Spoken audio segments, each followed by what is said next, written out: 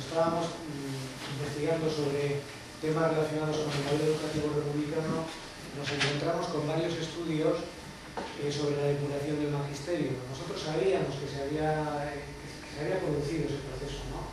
Que se había dado un proceso de depuración, pero lo que no sabíamos era la dimensión que había tenido aquel proceso. La española desconoce este proceso de depuración lo desconoce en profundidad, pero lo peor no es eso, lo peor es que lo desconocen nuestros propios compañeros de profesión. Algunos saben que, bueno, que algunas personas la retiraron del sistema educativo, pero lo que no saben es que se retiró a todo el mundo. En España había aproximadamente unos 61.000 maestros y maestras.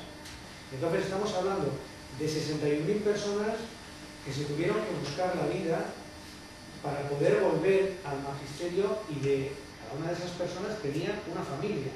El proceso duró hasta el 42, pero coleó hasta mediados de los años 60. Un proceso que afectó a mucha gente, que fue muy largo en el tiempo y que fue muy duro. Es la mayor depuración de un colectivo profesional en la historia de nuestro país, la depuración del magisterio. Para este, digamos, tercer documental, la tercera parte de la trilogía, he tenido una entrevista muy interesante con Almudena Grandes. Almudena dice que para saber lo que ha perdido España, tanto en el campo de la docencia como en otros campos, hay que ver lo que ha ganado México o lo que ha ganado Argentina. Venezuela también. Venezuela también. Muchísimo, porque en Venezuela ya ha habido una inmigración muy grande, es decir, una inmigración española que realmente fue de primerísima calidad, y muchísimas de esas personas que terminaron trabajando en las universidades de Venezuela, en la Universidad de Mérida también.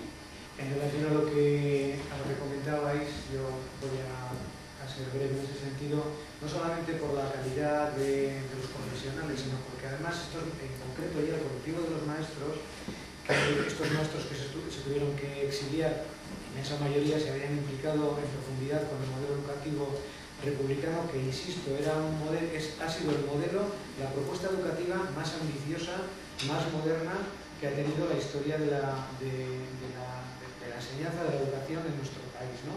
Y además la República quería llevar la escuela a todos los sitios de España, sobre todo a las zonas rurales donde no había absolutamente nada, ¿no?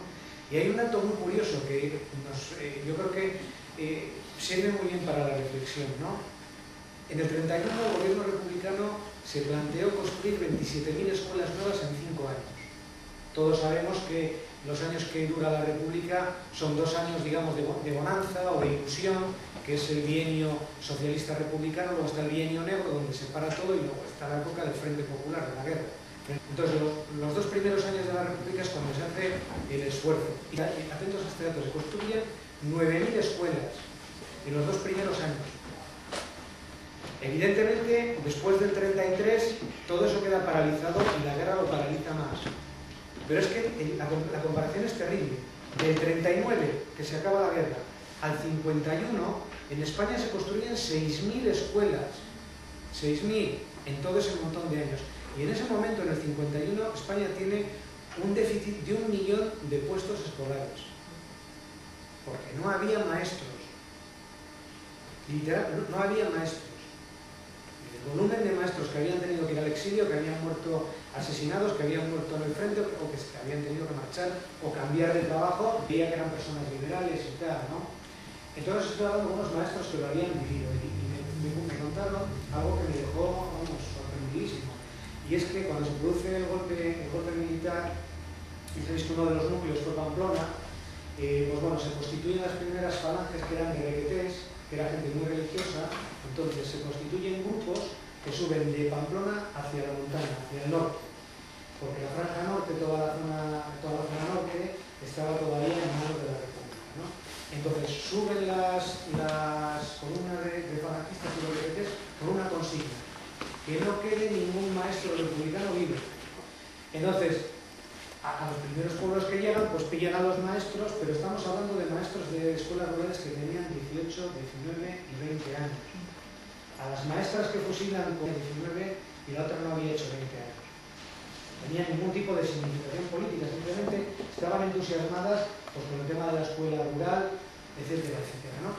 Y estos maestros me contaron que al principio pues llegaban y al maestro que pillaban lo fusilaban, pero claro, la voz se fue corriendo y ya cuando pasaron varios días ya llegaban a los pueblos, y los maestros ya se habían ido, se habían escapado.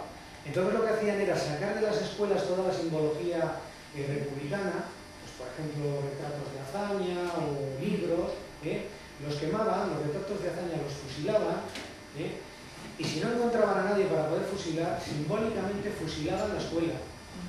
Formaban un pelotón de fusilamiento con todas las cosas de simbología republicana en la puerta de la escuela y fusilaban la escuela. Y aquello me generó una sensación de violencia extrema, ¿no? Es decir, llegar a la escuela y como no encuentras al maestro, fusilas la escuela. Es que es un odio, es una gana de ensañarte enorme, ¿no? Y me pareció, claro, yo cuando me contaron aquello dije, la escuela fusilada. El título va a ser la escuela fusilada.